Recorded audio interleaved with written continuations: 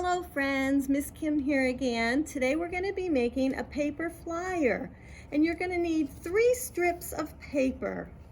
They can be different colors or they can be all one color. It doesn't matter. And I'm just using copier paper weight paper, but you could try it with any paper and see if it would still work that way. You're just going to cut the long length of your paper. As you can see, this has been cut many times already, so it's not the full 8.5 wide, but just take an inch or so and just cut up. And I'm doing all 3 strips at once just to make it easy for the video. And then you're going to bend your papers in half. So there's one, and just bent it in half, and I'm going to bend all 3 of them in half. My blue, my purple, and my light blue.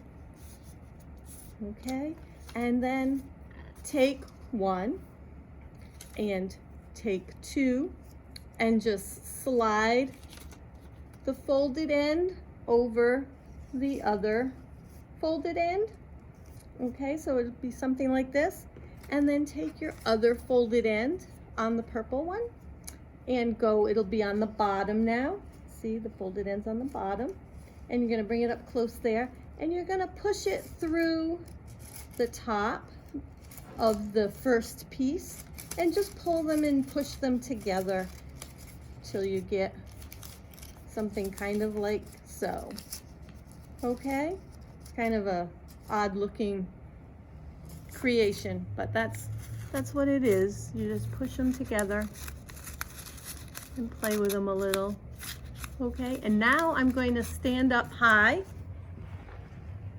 Maybe you want to throw yours from the top of the stairs or your outside steps and just give it a little toss and it spins and twirls down. Did you see that? Should I do it one more time?